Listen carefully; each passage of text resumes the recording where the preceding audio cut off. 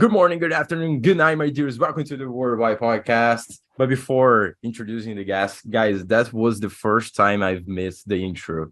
I fucked up the intro for the first time. This is not going to the podcast, but yeah, before starting this, I fucked up the intro. But okay, we are back. We are back right here.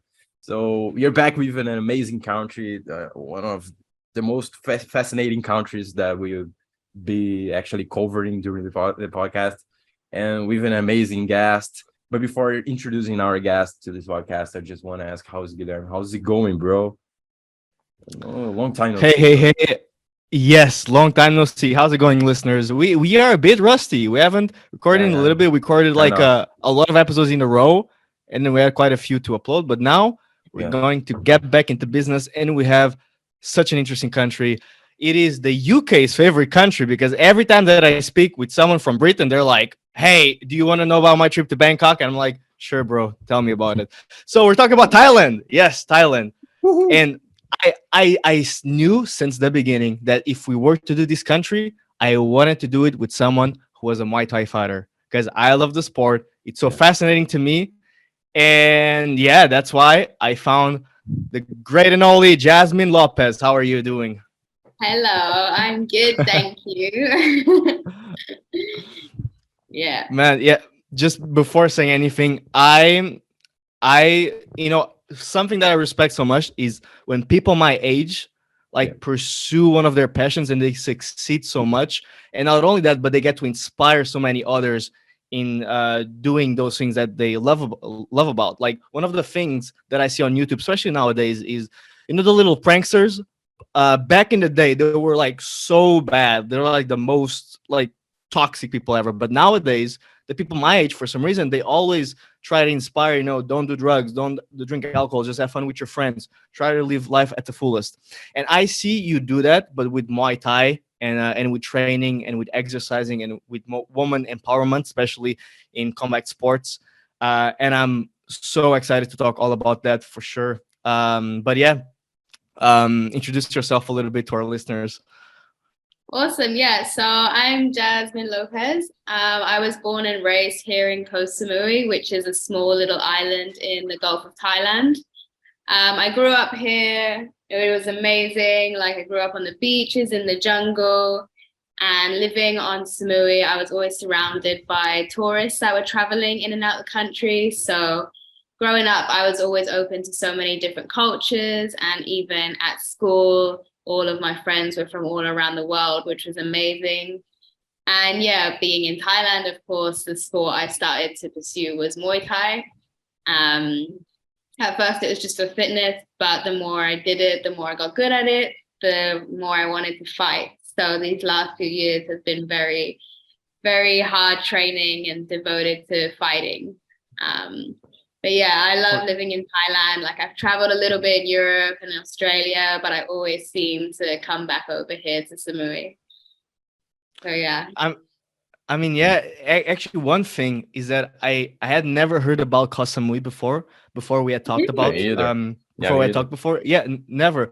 Mostly, it's of course Bangkok, Phuket, Yeah. the north of Thailand as well, where the big Buddhist temples are.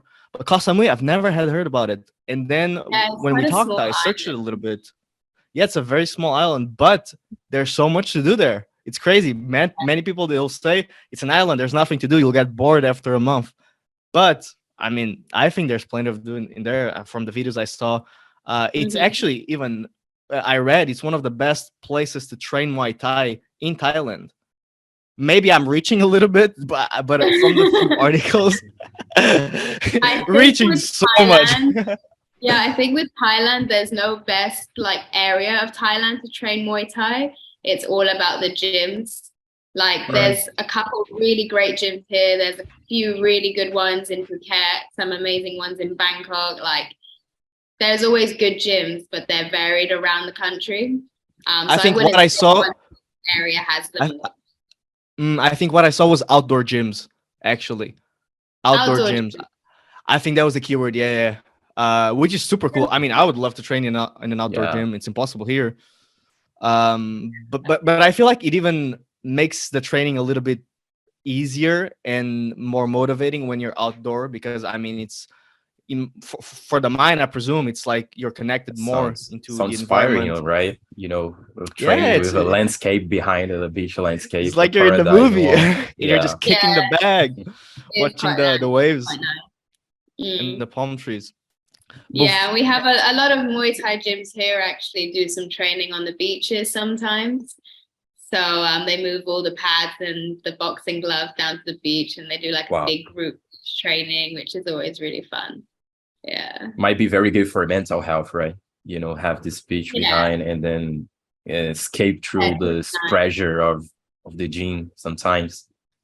Yeah, it's like pure meditation. Like you're just training, you're Definitely. in like absolute paradise. Like you're not thinking about anything else.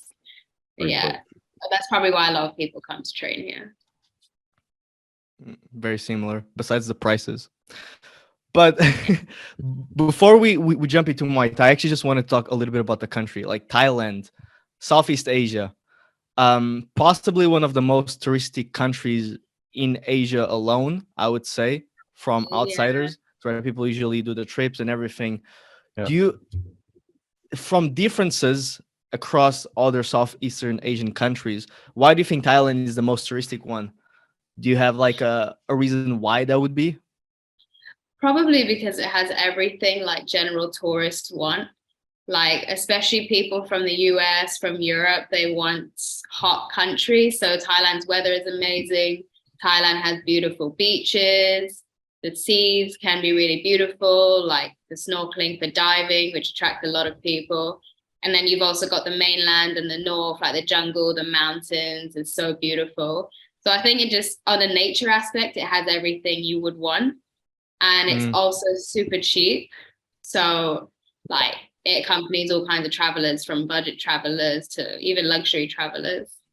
And I also think, like, I don't know if tourists think about this, but the people in Thailand are also really nice. Like, I've been to a few other Asian countries and nothing compares to Thai people. Like, it's called Land of Smiles for a reason. They're so nice to be around and you just feel so welcomed. So that's probably why a lot of people would come back to Thailand. For sure. And the food. I don't know if you guys... The food scenery. Oh my God. That's the key word. That's the key word. It's all about the Thai food. Yeah. I mean, I have the perception that Thai people, you know, it's a kind of a mirror of the food. You know, the food is amazing. So you put a lot, you know, people on the mirror and it's just like, you got the person, you know, that they have the personality of a Thai person. Yeah. So, wow. Yeah, I love Thai food. I love Thai food. We don't have so much right here in Brazil. I guess in Europe, there are a bunch of Thai restaurants. Even right here even in, Brazil, in it's kind of Europe, complicated to find. But even in Europe, the worst thing is that the prices are crazy high. You try to eat something in Thailand that would cost like €2 there, $1.50. Here it's like 15. Yeah. It's fucking insane. Yeah. And I'm like, listen, I could go to Bali, I could go to any of Southeast Asian countries, and I would eat these for like €1. Why are you charging me €15? It doesn't cost you like that 100%. much. I have the feeling that Europe, you know, just come with this idea of fancy restaurants. So let's bring Thailand to a fancy food. So it's like kind of expensive to go there and buy, you know, noodles, you know, Thai noodles with, you know, those spice sauces with, you know, with less than €80. It's definitely not worth the money. Yeah. So, yeah. I feel like also Thailand has a big thing of very weird foods. Like very weird foods. Like mostly I think it concentrates in Bangkok. You know, it's when tourists just want to eat the most craziest thing, like fried cockroaches, like insects, any of those things. I guess native people don't eat this. I guess it's just for tourists. Yeah, just for tourists. Yeah. You say you never looked at a cockroach and you said that shit looks delicious. I want to eat that for breakfast. Never? No, like who does that? No way. I mean, they're good in protein. I think that's the only reason I can think of to eat a cricket. But crickets are good though. I will say crickets are not bad, but I don't think they're bad. Never tried. But I ate the ones from Africa. They weren't bad. Okay. In Thailand, maybe they're a little bit more disgusting. Yeah, I don't know about the Thai ones.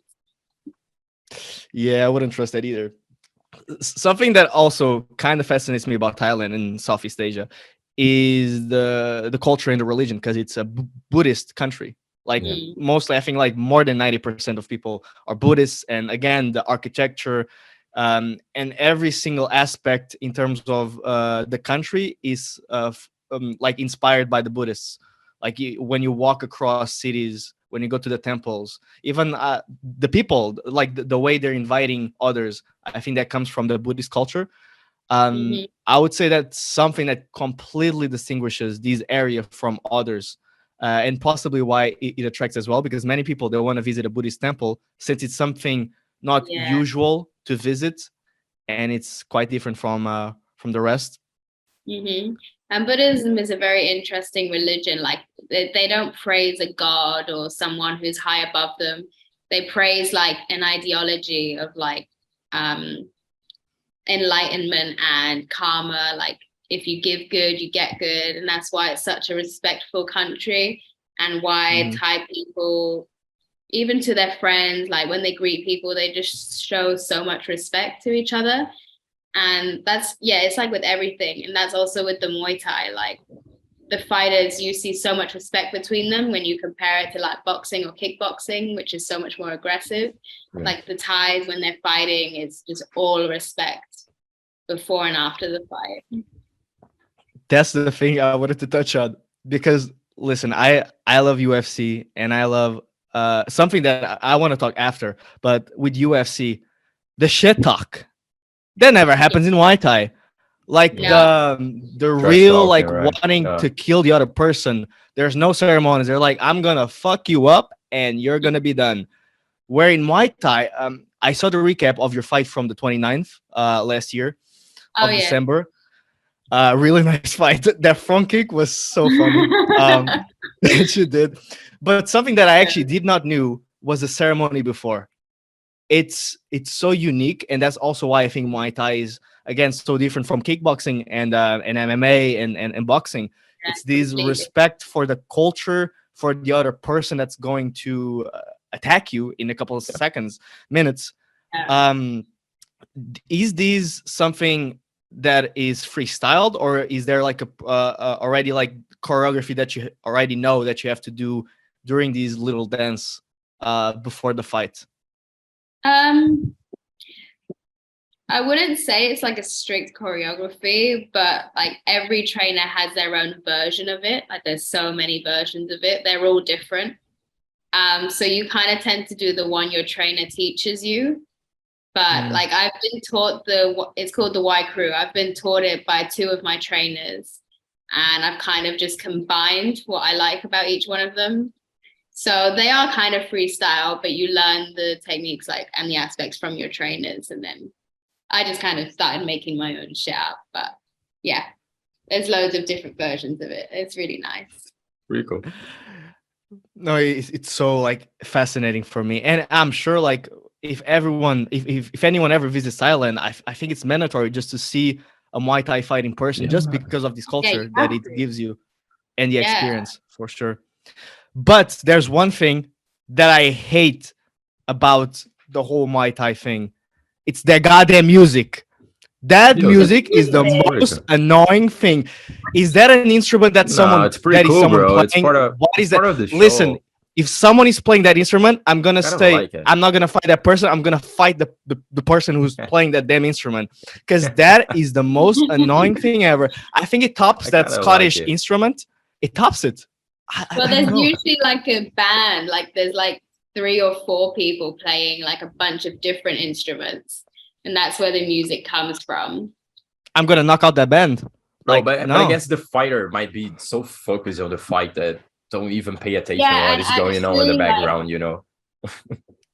yeah, but weirdly, like, because they play the music live in most stadiums, and when the fight is like getting heavy and really intense, they hype up the music as And then well. you can hear So it. the music Yeah, kind of yeah. goes with the fight, and also like the tempo of the music is the style of Muay Thai. Like you see them bouncing their front leg and doing like this. That's kind of like the beat to the music. So I think it's necessary. Like it kind of correlates with the whole fight I itself. think it's pretty funny. It's like a show. Yeah, Yeah, yeah, it's pretty Yeah, cool. it's it a show that you is. get hit on, but for sure. Yeah. I do I do like it now. But I think it would make me angrier. Maybe that's the reason why. But Like if you it were will make fighting, me angrier. Yeah, just listening to that music. I don't know why. It I does mean, your something in my focus brain. won't be on the music. Trust me, your Yeah. focus wouldn't be on the music. Yeah. Yeah. No, Listen, if if you're some little baby fighting, was playing in the background, maybe I'd do better. But I'm gonna go with maybe, that instrument. maybe. Bro, it's the At same least you of, can the walk out to fans. your own song. You don't have to walk out to that music. That would be a different story. I guess it might be the same like the fans. I mean, if you're playing a soccer match, you're not paying attention on the fans, what they are singing and kind of stuff. And then I guess it might be the same, the song in the background. You actually don't pay attention. Of course, sometimes in the football match, your team is losing, and then you can hear the fans cheering for you to bounce back to the match. But I guess might be the same with the songs right there. You're too focused on, fighting against this guy in front of you, then you don't pay attention to the song. Okay, I will accept it. I will accept it. Now, Jazz, training is one thing. Getting in the ring is another. Getting in the ring takes drive, will, motivation, wanting to beat another person, and in Muay Thai, respect again with that person. Why did you do it, and how do you do it? Let's go with that. I mean, my first fight, I kind of wanted to do it just to try it.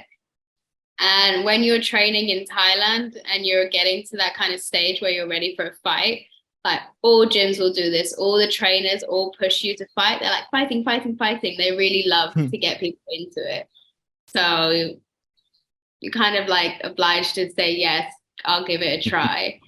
And I mean, yeah, for my first one, like I didn't know what to expect. So I was just really excited. I wasn't actually that nervous. Like I didn't feel like I had to find so much drive or will to do it because I was just so excited to try it. I was like little Bambi at that stage, just bouncing around.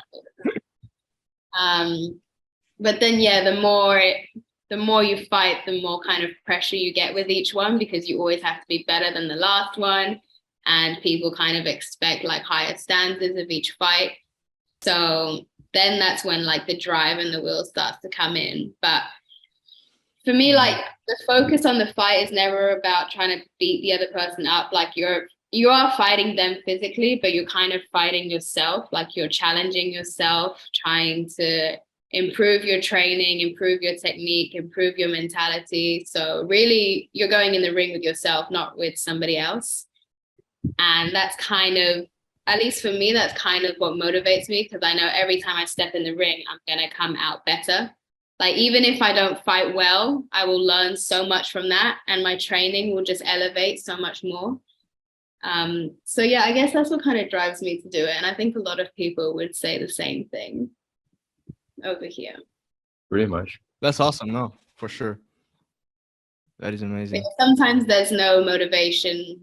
Sometimes very hard to find the drive. But then when you're in Thailand and you're training, like the trainers will just force you to keep going, keep doing it.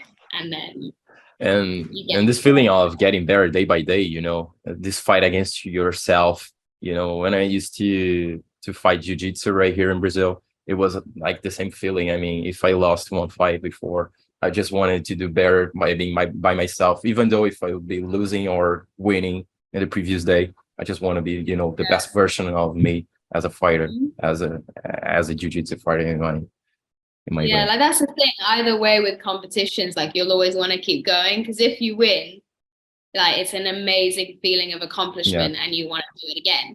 But if you lose, you're like, oh my God, I need to improve. I need to train. I need to do that again because that was not my best. So either way, you just want to keep on going. Yeah, that just continues the drive, I guess. No, I love it. And I mean, as you said, there's probably a lot of benefits from fighting and from training. I presume so much. Is there also something I wanted to ask? Because in boxing, kickboxing a little, but in boxing, you barely see any girls fight. But then you have like MMA and Muay Thai, where you see so many girls grabbing these martial arts and training and actually going into a fight. Why do you think that is in these two specific sports and not the other ones? Yeah, that's a good question. I never really saw that. Like, I think online I've seen a few like quite a lot of girls who also box and kickbox, but that might also be because on my social media I do see more women. But Mm. I think maybe it's more common in Asia that women are competing, because in Europe and America, the mentalities of women are quite different, and here it's very mixed. And I also think because Muay Thai is just less aggressive, that maybe that's why more women do it, because women aren't naturally aggressive people. Like, it takes quite a lot for them to, get angry and, want To to actually burst. beat someone. Yeah. Yeah, So, and boxing and kickboxing is a much more aggressive sport, whereas Muay Thai is a more of an focus art. one. Yeah, Yeah, like less of an aggression thing and more of like an art, like a technical dance, basically. because you have to be So very precise. Like with boxing, also I think it's mostly endurance. Like a girl to have that much endurance as a guy, it's obviously going to be a little bit harder. But with Muay Thai and with MMA, is about striking a lot of the mhm. times. So it's more like being A lot strategic. more technical. Yeah, a Yeah, lot more, so much more technical. a lot So more fight. I definitely. for sure, I think it also comes a little bit for that. And training camps. Now, this is like the thing I have no idea how a training camp before a fight in Muay Thai actually is. Like, could you describe a little bit how you would go about, for example, for the last fight? How was your training camp? What would you usually do when Yeah, you were it's training? intense. Um, like I'd say, I mean, in Thailand, you'd start training twice a day, every day, about 4 weeks out from the fight. So you're doing your running, your shadow boxing, your bag work, your pad work, your sparring. Like, you mainly do all of those things twice a day, 6 days a week. And then generally here, like the fight camp is about 2 weeks before the fight. So for my fight camp, I would do all of my like running and pad work and bags in the morning. And then in the evening, I'd run again. So I'd do like 5 or 8K on each run. And then in the evening, either sparring, extra pad work, and clinching as well. And then they'd make you do sprints like up and down the hill, wherever your gym is, after you've done all of that training. And then you would do conditioning at the end, like push kicks, knees, kicks to the Jesus. bag, and then like hundreds of sit-ups, whatever they feel like on the day. And Sounds then sounds some exhausting just to hear. Yeah. Where does all yeah, that energy come from? Because Yeah. you have to one, be in such a zone. Wow. Yeah, I, sometimes it's really hard to find the energy. Like, your nutrition has to be on point, your sleep has to yeah, be on point. Like, your body just needs to be working optimally to be able to match like the energy demands of Yep. these sessions. And Exactly. Thai trainers, like, they're not easy on you. They'll give you shit. They won't like let you slack. Like, they'll push you to breaking point, which is necessary. But yeah, it's tough. It's really tough. I can imagine some days. Man, I do one CrossFit training for one day, and for the rest of the day, I'm like, no, I can't. Yeah. Me either, This bro. is enough. Now, This is now, enough. now I'm getting older. I feel it. My body's kind of answering me and giving me Getting back older. answers about, yeah. You're like 25. No, I'm 27 almost, bro. You're 27. Oh my Yeah, god. almost Just 26 right discovering now. something on I'm the turning podcast now. 27 in 3 months. Getting old. Jess, you brought up a topic before talking about, women in fighting sports. Do you think actually that, in Asia, they're more open-minded about getting more women in fighting sports comparing to the Europe or America? Do you think so? I think it really depends on the country, because all the countries, like, their ideologies are very different throughout Asia. Some are a lot more conservative than others. But But you mean Thailand? Yeah. from being in Thailand, at least from my generation, I feel like it's been pretty fair with women getting into fighting and sports. But I know that's not always been the case. Like, I think it was just 50 years ago, women weren't even allowed to fight in Thailand. Wow. And it was only until very recently, like I think early last year, that women were allowed to fight in Lumpini Stadium in Bangkok, which is like the most traditional Muay Thai stadium in the country. And women were only just allowed to start fighting there. So definitely before my generation, it wasn't very equal. They didn't really like women fighting or women doing sports, like that same ideology, women should stay home, cook, clean, look after kids. But luckily in the generation I'm in, from when I was born, they've been very equal. And I actually think they really like women fighting now. I think it brings a wider audience. A lot more people are interested to see women fighting, not always men. So I think I've been pretty lucky, like starting at this time frame. All right. Yeah. Very For sure. interesting, And because actually, we have this mindset that actually the opposite, in the Asia before, regarding those things that you said about, this, of conservative stuff. But nowadays it's actually pretty cool to see how, women sports in general, not only fights, are increasing and giving this stage that should be for everyone.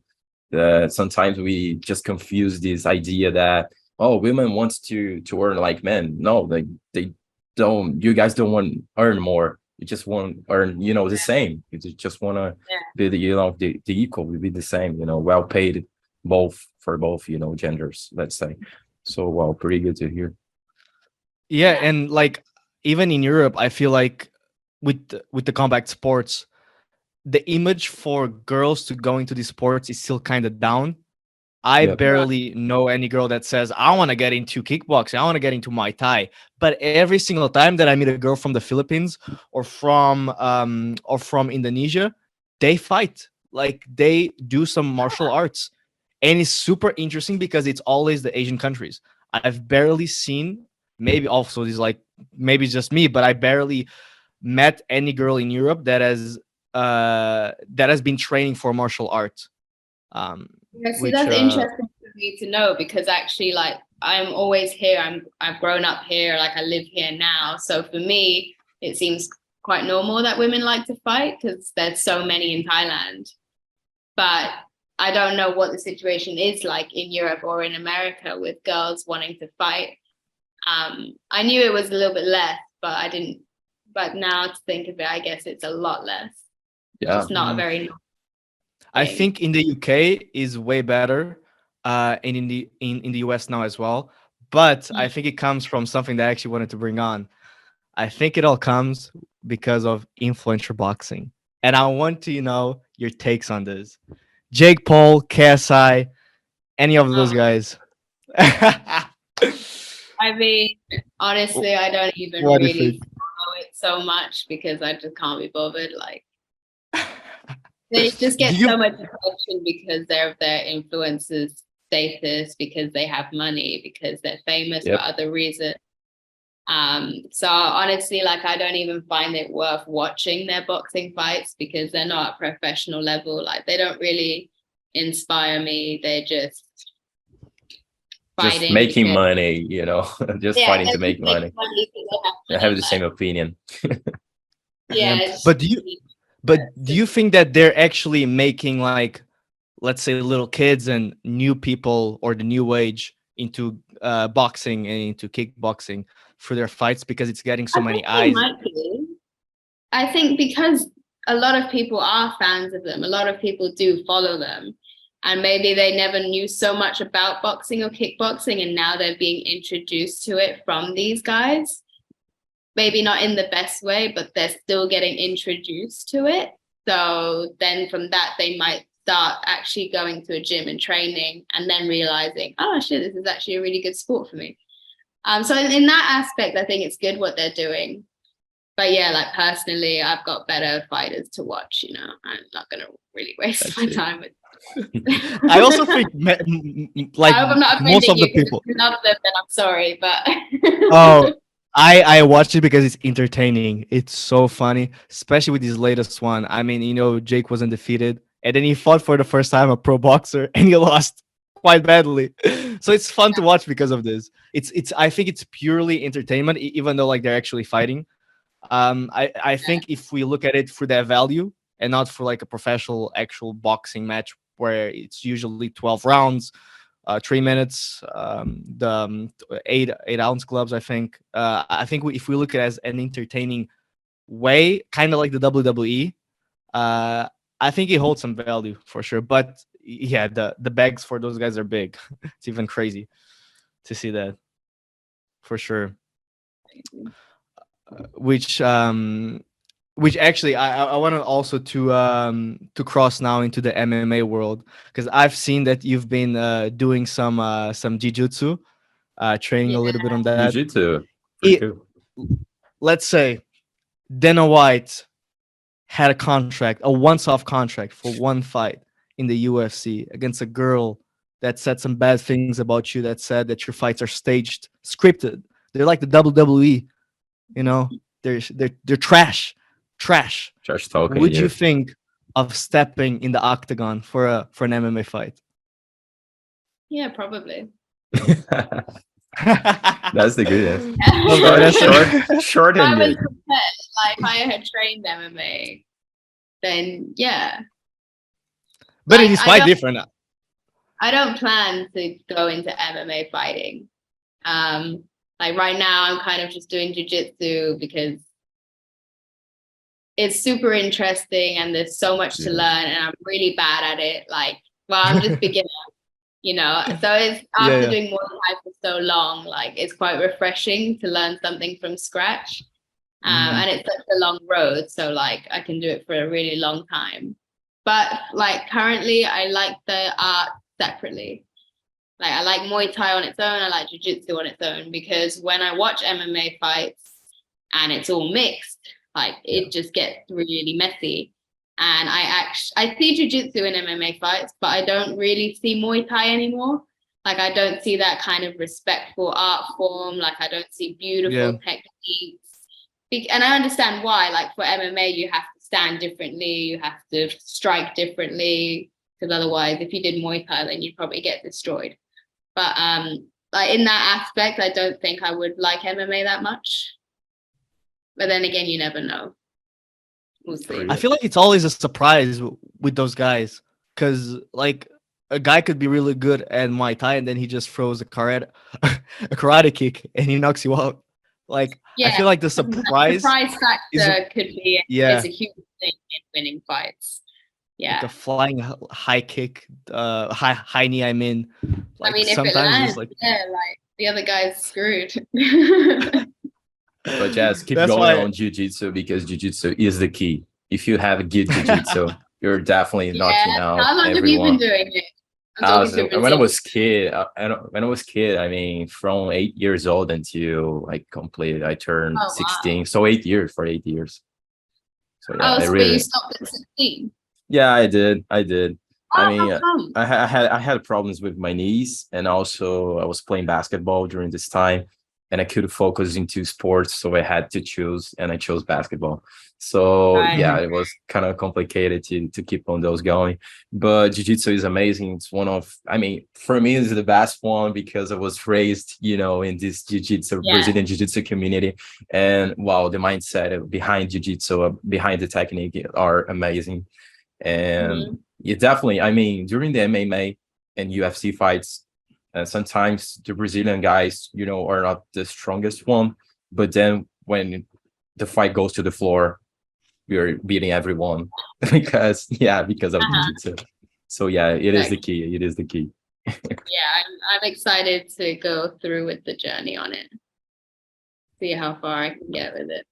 And it would be super cool to go to Brazil and actually train, you know. Definitely, in the home country. Definitely. You should come. You should come. We have lots of dojos right here. And pretty much right here in Rio, close where I live, we got three big dojos right here, three big jiu-jitsu gyms. And, you know, those fighters of, do you know Thiago Marreta? He trains right here nearby. The Grace family started right here nearby my place too. So yeah, you should definitely come. Doors are open right here in Brazil for you to come. You definitely should come when I head that way. I think jiu-jitsu is so great for kids because again, it's not like a really violent sport, and it teaches like how to maneuver a person. And again, Yeah, it's self-defense. In a lot of ways, it is self-defense. Like That's why yeah, it's if you so need to good for defend women yourself. as well. yeah, So good.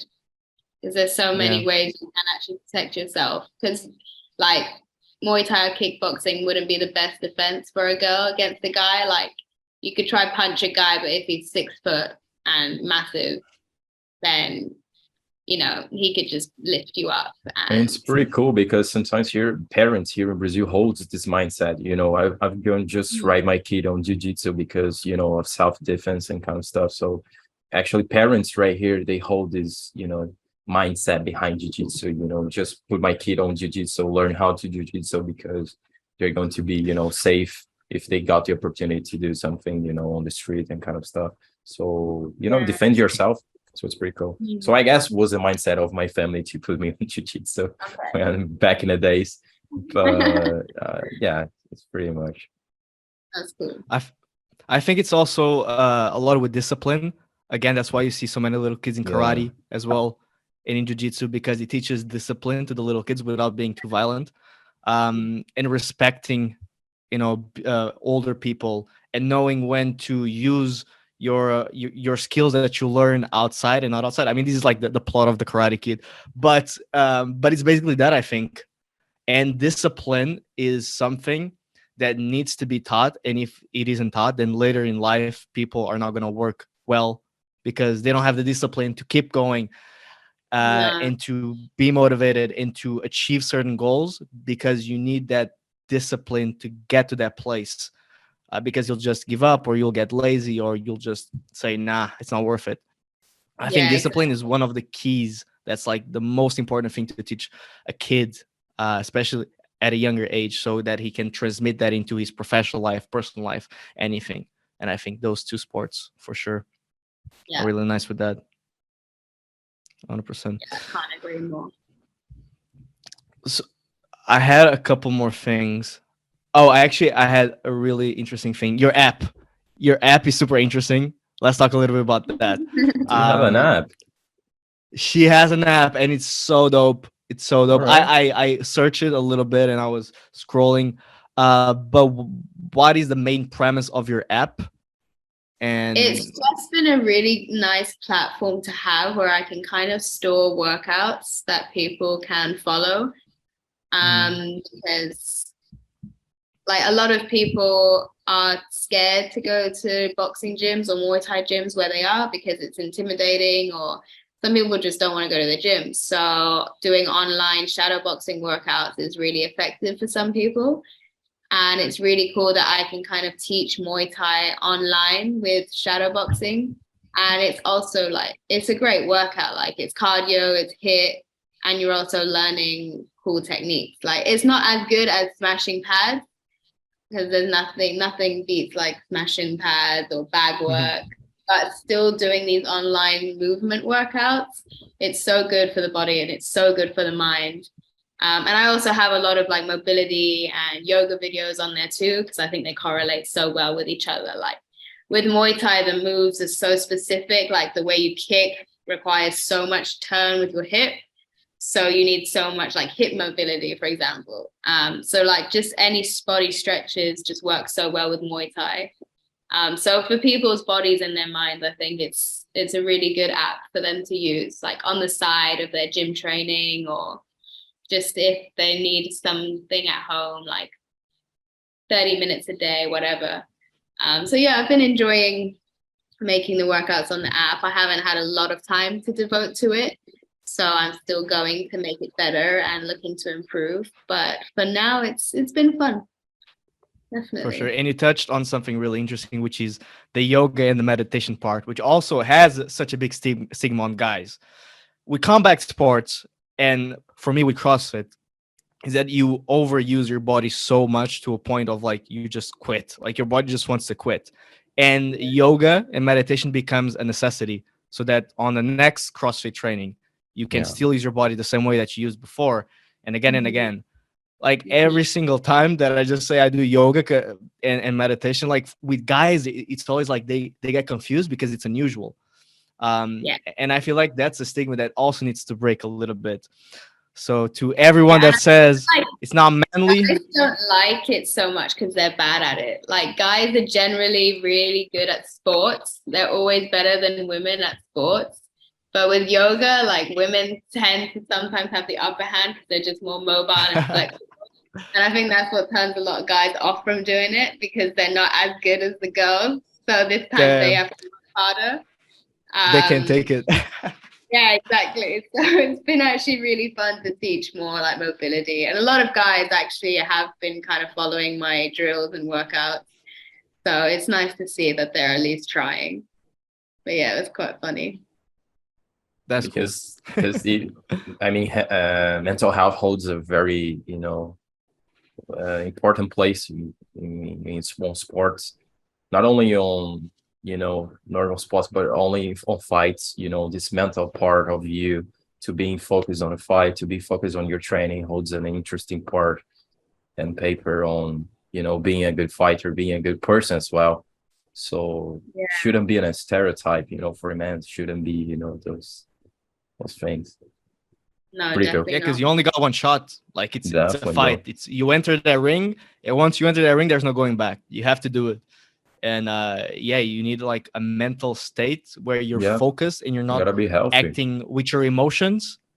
Mm. You just have to think of the training that you did before and applying that training into the canvas and into the octagon, whatever it is. So I feel like doing yoga and meditating really helps getting that focus and being there clear-minded and knowing what you want to achieve. And as you said in the beginning, it's a fight against yourself. So if you're stressed and if you're overthinking way too much, you get into the ring, all that training goes to the trash. Like you don't remember any of the steps that your Exactly. trainer told you, that your coach told you. When you do all these meditation and yoga, it really clears your Yeah, mind it and really sets you okay. correlates so much with fight training, any kind of fight training. It's so useful to have on the backbone completely. For sure. I'm just gonna tell you just before we go that I've been enjoying so much the Muay Thai journey, and definitely I want definitely to go into a training camp in Koh Samui or somewhere in Thailand for sure. You Because have to. man, it's so Definitely. fun. It's so fun. I would be down to actually do like a month training camp and then have a professional fight, even if I get my ass kicked. I think it Life would be experience, fun. bro. Good All about the life experience. experience. Yeah, exactly. It's doesn't matter what happens. Like if you're Yeah. going in there just to try, you literally have nothing to lose. Yeah. Just protect yourself if you can. But in Pretty general, important. I'll try. I will try. Pretty much. So yeah, Jazz, we are just reaching the end of our podcast. We got time to leave. So Guilherme wants to do the question he does every single episode for finishing up the podcast. So buddy, feel free. For sure. Again, just want to say like thank you for coming. Actually, we didn't even talk just before I do that episode. Do that question. What happened to your finger? Yeah, I what's actually going on completely with your forgot about that. I was hand? gonna ask you in the What's going beginning, on? then I completely Yeah, forgot. me either. Oh yeah. So actually in my last fight in December, I broke it. I think she kicked my hand and it wasn't like tense. But the thing is, after the fight, like I didn't realize it was broken. I just thought it was sprained. So I left it for a few weeks. And then got it was worse. still, it kind of just got stuck like this and I couldn't straighten it. So I said to my trainers, like, my finger's still pretty messed up from the fight.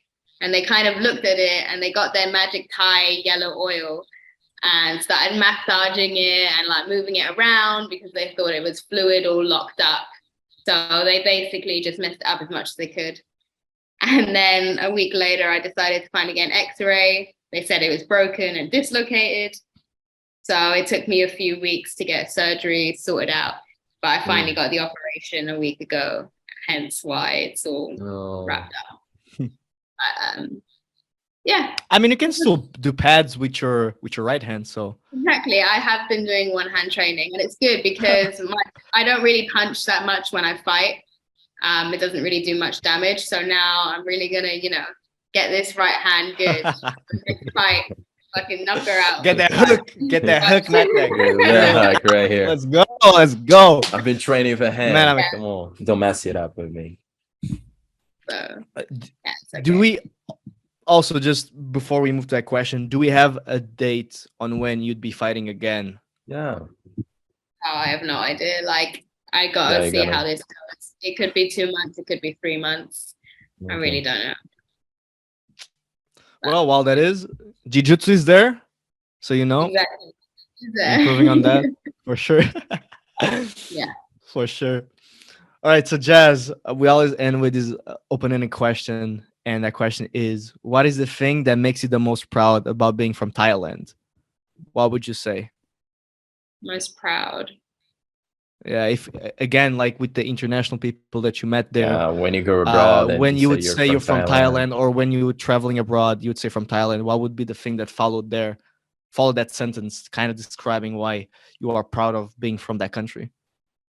I think it just has so much to do with like the culture in this country. Like, I'm so happy to be able to represent the respect from the people here, and also like the mindset that people have here, how they're very open to, like, they just want to work on themselves. They just want to be good. They give good, they get good. That's all they believe in. And that kind of like, that's in their aroma, So just being from here, I know that, and I feel like I hold that kind of respect that comes with people from this country.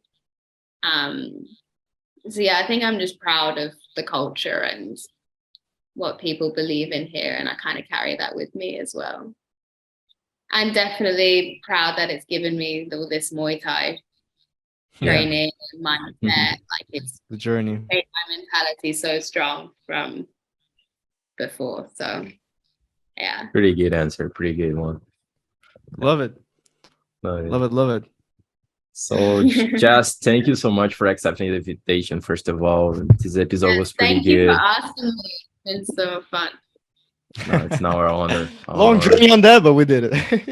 Yeah, it took a while, but worth it. For sure. Couldn't be in a better time. It was pretty good. I mean, the episode was pretty fluid, and it was really great to hear, so much about Muay Thai, to know more about this country, breaking stereotypes. This episode was also about it. So, wow, thank you so much for being part of our platform. Thank you. Awesome. So yeah, listeners, again, thanks for watching and listening. Be sure to follow us on Instagram and Facebook at Podcast WWP. Also view this podcast on YouTube if you have not yet. Be sure to look at our channel there, and see you guys next week with a brand new episode. Bye-bye. See you guys. See you, my dears. Bye-bye. See you, Jazz. Take it easy. Bye.